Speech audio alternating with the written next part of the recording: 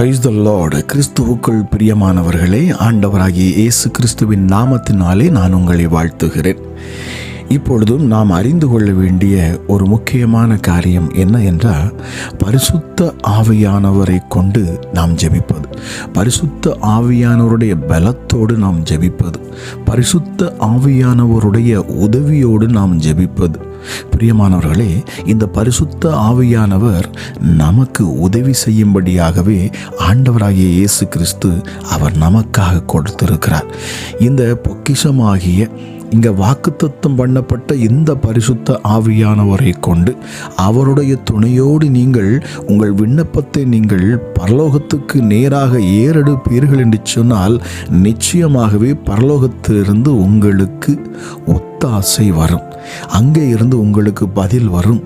நிச்சயமாக உங்கள் வாழ்க்கை ஆசீர்வதிக்கப்படும், உங்கள் சூழ்நிலைகள் மாறும். பிரியமானவர்களே, இந்த பரிசுத்த ஆவியானவர் யார்? அவர் என்ன செய்வாராம்? இந்த பரிசுத்த ஆவியானவர் நமக்கு உதவி செய்வாராம்.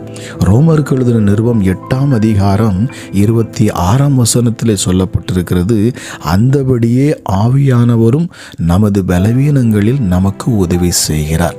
நம்முடைய பலவீனங்களை அறிந்தவர் பரிசுத்த ஆவியானவர். நாம் ஜெபிக்க அமர்ந்திருக்கிற பொழுதும், நம்முடைய வேலை காரியங்களிலும், இந்த உலகத்திலே நாம் மனிதர்களை சந்திக்கிற பொழுது, நாம் போக வேண்டிய இடத்திற்கு சரியாய் போவதற்கும், நாம் செய்கிற காரியங்களை அங்கே வாய்க்க செய்வதற்கும், ஆசீர்வாதங்கள் நம்மை தேடி வருவதற்கும், நீங்கள் செய்யக்கூடிய எல்லாவற்றிலும் வெற்றி அடைவதற்கும், அதை ஜெயமாய் முடித்து தருவதற்கும் இந்த பரிசுத்த ஆவியானவர் உதவி செய்கிறாராம். நம்முடைய பலவீனங்களிலே அவர் நமக்காக உதவி செய்கிற ஆவியானவர். பிரியமானவர்களே, நம்மை சத்தியத்தில் வழிநடத்துகிறவர் இந்த பரிசுத்த ஆவியானவர். நாம் சத்தியத்தை அறிந்து கொள்ள வேண்டும். இந்த சத்தியம் நம்மளை விடுதலையாக்கும் என்று வேதம் சொல்லுகிறது. இந்த சத்தியம் என்பது என்ன என்று பார்ப்பீர்கள் என்று சொன்னால், இந்த சத்தியம் என்பது ஆண்டவராகிய இயேசு கிறிஸ்து தான். இந்த இயேசு கிறிஸ்துவை நாம் அறிகிற அறிவில் வளருகிற பொழுதுதான் நாம் தேவனுடைய பலத்தில் நிற்க முடியும். இந்த இயேசு கிறிஸ்துவை நாம் அறிகிற பொழுது, இந்த சத்தியம் என்கிற இந்த இயேசு கிறிஸ்துவை நாம் அறிகிற பொழுது, பிரியமானவர்களே, நமக்கு பரலோகத்திற்கு வழி உண்டு. பரலோகத்திலிருந்து வர வேண்டிய ஆசீர்வாதங்கள் நேர்த்தியாய் நமக்கு வந்து சேரும். பிரியமானவர்களே, சத்தியத்தை அறிவீர்கள், சத்தியம் உங்களை விடுதலையாக்கும். ஆண்டவராக இயேசு கிறிஸ்து சொன்னார், நானே வழியும் சத்தியமும் ஜீவனுமாய் இருக்கிறேன், என்னை அல்லாமல் ஒருவனும் பிதாவினிடத்தில் வரான். பிரியமானவர்களே, இந்த சத்தியத்தை நாம் அறிய வேண்டும். இந்த சத்தியத்தின் வல்லமை உடையவர், இந்த சத்தியத்தோடு இணைக்கப்பட்டவர் தான் இந்த பரிசுத்த ஆவியானவர். ஆகவேதான் யோவான் எழுதின சுவிசேஷம் 16ஆம் அதிகாரம் 13ஆம் வசனத்தில் எழுதப்பட்டிருக்கிறது, சத்திய ஆவியாகிய அவர் வரும்போது சகல சத்தியத்திற்குள்ளும் உங்களை நடத்துவார். அவர் தம்முடைய சுயமாய் பேசாமல் தாம் கேள்விப்பட்ட யாவையும் சொல்லி வரப்போகிற காரியங்களை உங்களுக்கு அவர் வெளிப்படுத்துவார். உங்கள் வாழ்க்கையில் எந்த காரியங்கள் எப்பொழுது செய்ய வேண்டும், எப்பொழுது என்ன நடக்கும், உங்கள் எதிர்காலங்கள் எப்படி இருக்கும் என்பதை குறித்து உங்களுக்கு தெளிவாய் இந்த பரிசுத்த ஆவியானவர் தான் கற்றுத்தருவாராம். இந்த பரிசுத்த ஆவியானவர் உங்களை சத்தியத்தின் பாதையிலே நடத்துவார். இன்றைக்கு அநேகர் கேட்பதுண்டு, நான் சத்தியத்தில் எப்படி நடந்து கொள்ளுவது, ஆண்டவருடைய சித்தத்தை அறிந்து நான் எப்படி நடந்து கொள்ளுவது? பிரியமானவர்களே, இந்த பரிசுத்த ஆவியானவர் மட்டுமே உங்களை வழி நடத்த முடியும். பிரியமானவர்களே, இந்த பரிசுத்த ஆவியானவர் வேதத்தை கற்றுத்தருகிறவர். சகல வேதத்தின் அர்த்தங்களையும் அதன் ஆழங்களையும் நமக்கு கற்றுத்தருகிறவரும் இந்த பரிசுத்த ஆவியானவரே. அவர் நம்மளை தேற்றி நமக்கு அவர் போதிக்கிறவர். பிரியமானவர்களே, யோவான் எழுதின சுவிசேஷம் 14ஆம் அதிகாரம் 26ஆம் வசனத்தில் வாசிக்கிறோம், என் நாமத்தினாலே பிதா அனுப்ப போகிற பரிசுத்த ஆவியாகிய தேற்றரவாளனே எல்லாவற்றையும் உங்களுக்கு போதித்து நான் உங்களுக்கு சொன்ன எல்லாவற்றையும் உங்களுக்கு நினைப்பூட்டுவார். ஆண்டவராகிய இயேசு கிறிஸ்துவின் வார்த்தைகளை நமக்கு நமக்கு நினைப்பூட்டுகிறவர். அவருடைய வார்த்தைகளை எடுத்து நமக்கு விளக்கத்தை கொடுக்கிறவர். அந்த வார்த்தையின் ஆழங்களை நமக்கு கற்றுத்தருகிறவர். நம்மை தேற்றி நம்மளை பலப்படுத்தி நடத்த இந்த பரிசுத்த ஆவியானவர் போதுமானவராய் இருக்கிறார். பிரியமானவர்களே, அவரே உங்களுக்கு போதிப்பாராம். உங்களுக்கு நல்ல போதகராக அவர் இருக்கிறார். ஆகவே முதலாவது இந்த போதகரை நீங்கள் தேடுங்கள். பரிசுத்த ஆவி என்கிற இந்த போதகர் என்ன சொல்லுகிறார்? என் வாழ்க்கையிலே அவர் எதை சரி செய்ய சொல்லுகிறார்? நான் எப்படி நடந்து கொள்ள வேண்டும்? நான் என்ன செய்தால் என் வாழ்க்கையில் நான் வெற்றியாக ஜெயமாக நான் வாழ முடியும் என்பதை இந்த ஆவியானிடத்தில் நீங்கள் கேட்டு கற்றுக்கொள்ளுகிற பொழுது நிச்சயமாக பிரியமானவர்களே, அவர் உங்களை மேன்மைப்படுத்துவார், உங்களை உயர்த்துவார், உங்களை ஆசீர்வதிப்பது நிச்சயம். பிரியமானவர்களே, அவர் பேசுகிற ஆவியானவராம். வெளிப்படுத்தின விசேஷம் 2ஆம் அதிகாரம் 7ஆம் வசனத்தில் அழகாய் சொல்லப்பட்டிருக்கும், ஆவியானவர் சபைகளுக்கு சொல்லுகிறதை காதுள்ளவன் கேட்க கடவன்.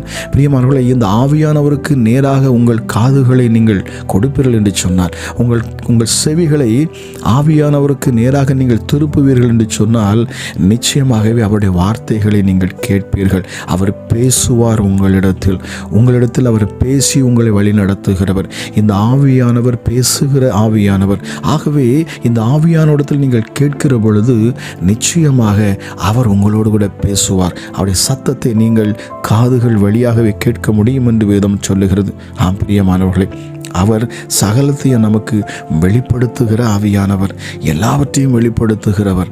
பிரியமானவர்களே, இந்த பரிசுத்த ஆவியானவர் நமக்கு சரியான பாதையை காட்டுகிறவர். எப்படி நாம் எந்த நேரத்தில் என்ன செய்ய வேண்டும், எந்த நேரத்தில் எந்த காரியங்களை நாம் செய்தால் நமக்கு வெற்றி உண்டாகும், எப்பொழுது நாம் எதை செய்தால் கிறிஸ்து மகிமைப்படுவார், அவருடைய நாமம் மகிமைப்படும். பிரியமானவர்களே, வேதம் சொல்லுகிறது, நீங்கள் எதை செய்தாலும் கர்த்தருடைய நாமத்தின் மகிமைக்கென்றே செய்யுங்கள். அதில் அவர் பிரியப்படுவாரா, நீங்கள் செய்யும் காரியம் பிரியமானதா என்பதை அறிந்து செய்யுங்கள் என்று சொல்லப்பட்டிருக்கிறது. அப்படிப்பட்ட காரியத்தில் நமக்கு உதவி செய்கிறவர் தான் பரிசுத்த ஆவியானவர்.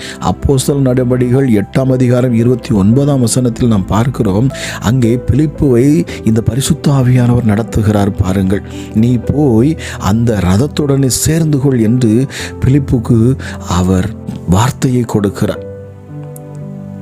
இந்த நேரத்தில் நீ அந்த ரதத்தோடு சேருவாய் என்று சொன்னால் நிச்சயமாக அந்த ஆத்துமாவை நீ ஆதாயப்படுத்த முடியும். உன் வார்த்தையை அவன் கேட்கும்படியாக அவன் செவிகள் திறக்கப்பட்டிருக்கிறது, அவன் இதயம் திறக்கப்பட்டிருக்கிறது. ஆகவே நீ போய் பேசுகிற பொழுது அவன் இந்த இயேசுவை அறிந்து கொள்ளுவான். அவன் அதை புரிந்து அவன் நிச்சயமாக இந்த கிறிஸ்துவை அவன் மகிமைப்படுத்துவான் என்று சொல்லி பரிசுத்த ஆவியானவர் இங்கே பிலிப்புடன் பேசுவதையும் நாம் பார்க்கிறோம். பிரியமானவர்களை, இந்த பரிசுத்த ஆவியானவர் எப்பொழுதும் ஆண்டவராகிய இயேசு கிறிஸ்துவை மகிமைப்படுத்தி கொண்டே இருப்பார். பிரியமானவர்களை, இயேசு கிறிஸ்து யார்? அவர் எதற்காக வந்தார்? உங்களுக்கும் அவருக்கும் உள்ள உறவு என்ன? உங்களை அவர் எவ்வளவாய் நேசிக்கிறார், அவருடைய அன்பு என்ன என்பதை குறித்தும் இவர் உங்களுக்கு வெளிப்படுத்துவாராம். உங்கள் உள்ளத்துக்குள்ளே ஒரு அன்பை உருவாக்குவார். கிறிஸ்துவின் அன்பை உங்கள் இருதயத்தில் அளவில்லாமல் ஊற்றக்கூடியவர் இந்த பரிசுத்த ஆவியானவர். பிரியமானவர்களை, யோவான் 15ஆம் அதிகாரம் 26ஆம் வசனத்தில் வாசிக்கிறோம், பிதாவினிடத்திலிருந்து நான் உங்களுக்கு அனுப்ப போகிறவரும் பிதாவினிடத்திலிருந்து புறப்பட்டு வருகிறவருமாகிய இந்த சத்திய ஆவியாகிய தேற்றரவாளன் வரும்போது அவர் என்னை குறித்து உங்களிடத்தில் சாட்சி கொடுப்பார். அவர் ஆண்டவராகிய இயேசு கிறிஸ்து யார் என்பதை அவர் உங்களுக்கு கற்றுத்தருவார். இந்த இயேசு கிறிஸ்துவை நீங்கள் அறிய வேண்டும் என்று சொன்னால், இந்த இயேசு கிறிஸ்துவை இருதயத்தை நீங்கள் புரிய வேண்டும் என்று சொன்னால், அவருடைய சித்தம் என்ன, அவருடைய சித்தத்தின்படி நான் நடக்க வேண்டுமே என்று சொல்லி நீங்கள் விரும்புவீர்கள் என்று சொன்னால் இந்த பரிசுத்த ஆவியானவர் மட்டுமே உங்களுக்கு உதவி செய்ய முடியும். இந்த பரிசுத்த ஆவியானவர் மாத்திரமே அவர் இந்த ஆண்டவராகிய இயேசு கிறிஸ்துவை குறித்து சாட்சி கொடுக்கிறவராம். இதற்காகவே ஏற்பாடு பண்ணப்பட்டவர் இந்த பரிசுத்த ஆவியானவர். நிச்சயமாக பிரியமானவர்களை, இதை கேட்டுக்கொண்டிருக்கிற உங்கள் வாழ்க்கையில் பரிசுத்த ஆவியானவர் மிக முக்கியமாக அவர் தேவைப்படுகிறார் என்பதை நீங்கள் இதை கேட்கிற பொழுது அறிந்து கொள்ளுங்கள். இன்னும் அநேக காரியங்களை இந்த ஆவியானவரை அவரை குறித்து நாம் சொல்லிக்கொண்டே போகலாம். ஏனென்றால் அவர் அவ்வளவு மகிமை நிறைந்தவர், அவ்வளவு வல்லமை நிறைந்தவர், நமக்காக உதவி செய்கிறவர், நமக்காக விண்ணப்பங்களை ஏறெடுக்கிறவர். நீங்கள் ஜெபிக்க வேண்டியது என்னதென்று அறியாது இருக்கிற பொழுது வாக்கு கடங்காத பெருமூச்சோடு கூட உங்களுக்குள் இருந்து ஜெபிக்கிற இந்த ஆவியானவர், யோசித்து பாருங்கள் பிரியமானவர்களை. இவரை அல்லாமல் நீங்கள் எங்கே போனாலும் சரி, நீங்கள் எத்தனை ஊழியக்காரர்களை தேடி ஜெபித்தாலும் சரி, நிச்சயமாக உங்களுக்கு இந்த பரிசுத்த ஆவியானவர் மூலமாக தான் பதில் கிடைக்கும். இவர் வழியாகத்தான் எல்லா ஜெபங்களும் பரலோகத்துக்கு போகிறது. இவர் ஜெபத்தை ஏறெடுக்கிறவர், ஜெபிக்க உதவி செய்கிறவர், தேவனுடைய இருதயத்தை நன்கு அறிந்து புரிந்தவர், எப்படி ஜெபிக்க வேண்டும் என்று கற்றுக் கொடுக்கக்கூடியவர். அது மட்டுமல்ல, உங்கள் வாழ்க்கையில் உங்களை பலப்படுத்தி உங்களை வழி நடத்துகிறவர், உங்களுக்கு நல்ல ஆலோசனை கொடுக்கிறவர், உங்களோடு கூடவே இருந்து உங்களை வழி நடத்த அவர் உங்களுக்காக கொடுக்கப்பட்ட வல்லமையுள்ள ஆவியானவர். வெள்ளம் போல சத்துருக்கள் வருகிற பொழுது உங்களுக்காக ஜெயக்கொடி ஏற்றுகிறவராம். பிரியமானவர்களை, இந்த ஆவியானவரை நீங்கள் புரிந்து கொள்ளுங்கள், அறிந்து கொள்ளுங்கள், மிக முக்கியமாக தெரிந்து கொள்ளுங்கள். உங்கள் வாழ்க்கை பலப்படும், உங்கள் வாழ்க்கை மறுரூபமாக்கப்படும், நீங்கள் சிறந்து வாழ்வீர்கள், நீங்கள் சந்தோஷமாக இருப்பீர்கள், உங்கள் இதயம் எப்பொழுதும் சமாதானம் நிறைந்ததாக காணப்படும். ஆவியானுடைய சத்தத்தை கேட்டு பழகுங்கள் பிரியமானவர்களை. இதை கேட்கிற உங்கள் ஒவ்வொருவரையும் பரிசுத்த ஆவியானவர் தாமே அளவில்லாமல் உங்களை ஆசீர்வதிப்பாராக என்று சொல்லி இயேசு கிறிஸ்துவின் நாமத்தில் இதை கேட்கிற உங்களை ஆசீர்வதித்து ஜெபிக்கிறேன். ஜெபம் கேளும் ஜீவனுள்ள நல்ல பிதாவே. ஆமேன், ஆமேன்.